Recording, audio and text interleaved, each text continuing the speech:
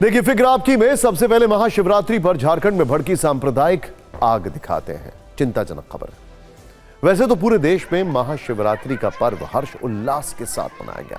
आस्था में सराबोर भोले के भक्तों की जलाभिषेक वाली तस्वीरों ने पूरे देश को मंत्रमुग्ध कर दिया। इस चैनल ने सुबह से आपको ऐसी तस्वीरें दिखाई, वो भी देश के कोने कोने से। लेकिन झारखंड में एक ऐसा शहर भी था जहां आस्था का यह पर्व समाज में नफरत फैलाने वाले कट्टर लोगों को पसंद नहीं आया। सड़क पर भजन कीर्तन सुनकर उन्हें ऐसी टेंशन हुई कि देखते ही देखते यहां पर हिंदू मुस्लिम वाली चिंगारी भड़क उठी। दो गुटों में हिंसक झड़प होने लगी। झारखंड में यह मामला कहां का है और यहां से आए कई वीडियो सबूत ने फिक्र को कैसे बढ़ा दिया है, यह जानने से पहले यहां पर धर्म मजहब के नाम पर भड़की एक जहरीली फाइल देखिए, जिसमें पहला चैप्टर धार्मिक झंडा, दूसरा चैप्टर लाउड स्पीकर, तीसरा चैप्टर पत्थरबाजी, चौथा आगजनी, पांचवा तोड़फोड़, छठा लाठीचार्ज और सातवां चैप्टर पुलिस के एक्शन के बाद लौटी शांति। ध्यान देने वाली बात यह है कि ऐसा माहौल आपको इससे पहले देश के किसी कोने में अक्सर दिखाई देता था।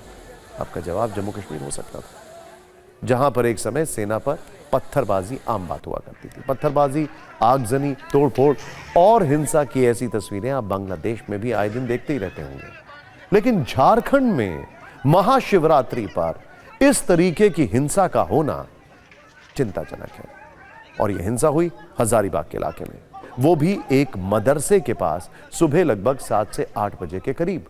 हजारीबाग में इस मदरसे के पास पत्थरबाजी शुरू हो गई। मदरसे की पास की छत से बड़ी संख्या में लोग पथराव करने लगे। महाशिवरात्रि पर भगवान शिव की भक्ति में लीन भक्तों को टारगेट करने लगे, ऐसा आरोप है। देखते ही देखते भक्ति में माहौल पूरा बिगड़ गया। दोनों तरफ से पत्थरबाजी होने लगी। दो समुदायों की इस झड़प में कई लोग घायल हो गए। उपद्रवियों ने 3 बाइक, एक दुकान और एक कार को जला दिया। एक ऑटो में तोड़फोड़ की गई। हजारीबाग की डीसी नैन्सी सहाय ने बताया कि यह पूरा विवाद साउंड सिस्टम चलाने को लेकर शुरू हुआ और मारपीट पथराव में बदल गई।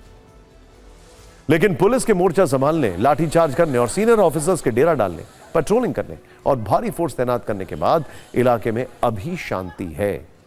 लेकिन हजारीबाग में सुबह के समय हालात कैसे आउट ऑफ कंट्रोल हो गए, तब कैसा भयानक मंजर था, इसे आप वहां की इस ग्राउंड रिपोर्ट से देखें।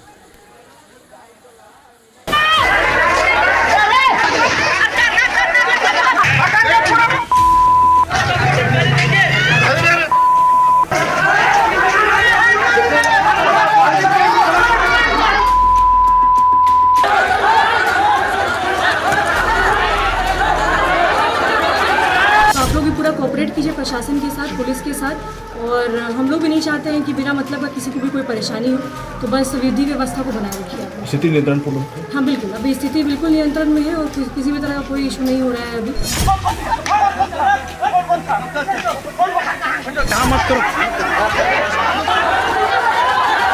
दोनों समुदाय शांत रहें, अपने अपने समुदाय को समझावें और किसका क्या गलती है। जो निर्दोष है उसको सजा मिलना चाहिए, जो निर्दोष नहीं है उसको सजा से प्रशासन को काम है उसको बचाना भी चाहिए। ऐसा नहीं कि निर्दोष व्यक्ति फंस जाए और सजा का भागी बने।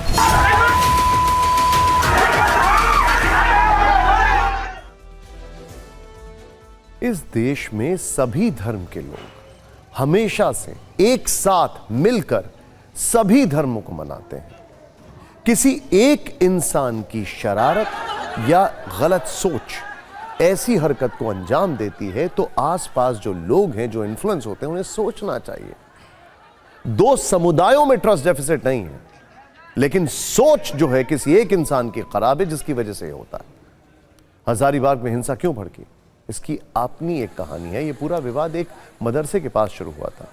यह मदरसा हजारीबाग के इचाक इलाके में है, जो यहां पर पिछले 8 वर्षों से चल रहा है। मदरसे पर गुंबद लगाने को लेकर पिछले वर्ष भी विवाद हुआ था, राजनीति हुई थी, मामला झारखंड विधानसभा तक पहुंचा था। गुंबद वाला गदर तो फिलहाल शांत है, लेकिन त्योहार वाले विवाद ने अचानक तूल पकड़ लिया। इसकी कहानी यह है कि इस मदरसे से 50 मीटर दूर एक चौराहा है, जहां हर वर्ष हिंदू अपना त्योहार मनाते हैं, भजन कीर्तन करते हैं, भगवा झंडा लहराकर पूजा पाठ करते हैं। महाशिवरात्रि पर भी हिंदुओं ने बड़ी तैयारी की थी। यहां पर बड़ी मूर्ति लगाई गई थी। कल दोपहर ही 52 फीट ऊंचा झंडा और लाउडस्पीकर लगाया गया। इसके विरोध में आज सुबह से पत्थरबाजी और आगजनी शुरू हो गई। दावा है कि मदरसे के पास की गलियों और छतों से पत्थर भी फेंके गए। आज सुबह ये उपद्रव काफी देर तक चला। वैसे झारखंड बिहार से लगा हुआ राज्य है। हजारीबाग से पटना की दूरी सिर्फ 230 किलोमीटर है। बिहार में इसी वर्ष के अंत में विधानसभा के चुनाव होने वाले हैं और झारखंड में सांप्रदायिक आग का असर बिहार विधानसभा चुनाव पर भी पड़ सकता है। ये बात नेता भी जानते हैं। इसीलिए जैसे ही हजारीबाग के सुलगने की खबर वायरल हुई, नफरती शोले भड़काने वाले वीडियो वायरल हुए। वैसे ही नेताओं के बीच जुबानी फायरिंग भी होने लगी। दो पक्षों की लड़ाई में अचानक से बांग्लादेशी घुसपैठियों का सियासी मुद्दा ट्रेंड करने लगा। केंद्रीय रक्षा राज्य और रांची से बीजेपी सांसद संजय सेठ ने इस हिंसा के पीछे बांग्लादेशी घुसपैठियों का हाथ बताया। कहा कि बांग्लादेशी घुसपैठियों की पहचान होनी चाहिए और मुख्यमंत्री हेमंत सोरेन पूरे मामले की निष्पक्ष जांच कराएं।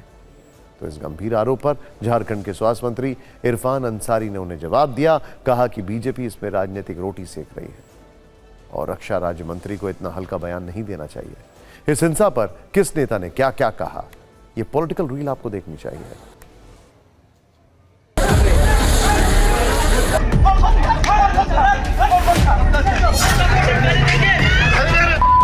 मैंने एसपी को कहा है कि टैक्टफुली डील कीजिए।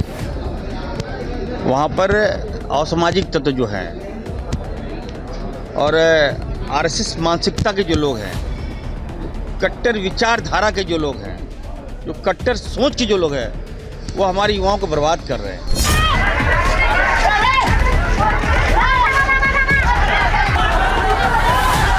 वहाँ के मुसलमानों को ये लोग कमज़ोर समझ लिया है। ऐसा नहीं होना चाहिए ना। मुसलमान गरीब हो सकता है, लेकिन आप उस पर जबरन आप दबाव डाल के गलत कराइएगा। ऊपर से कोई पीटिएगा, मारिएगा, घर जला दिया, दुकान जला दिया, ये हक किसने दे दिया उसको?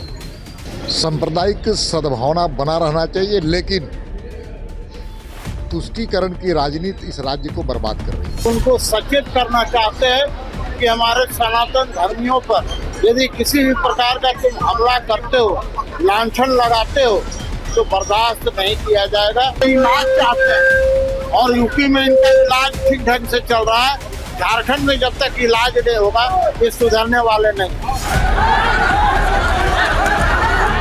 दुर्भाग्य इस तरह की घटना होती है, बहुत ही निंदनीय।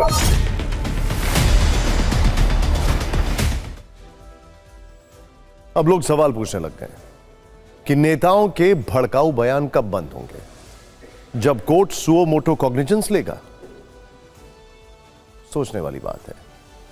दो कम्युनिटीज में ट्रस्ट डेफिसिट क्या इन बयानों से नहीं क्रिएट हो रहा है? सोचने वाली बात है।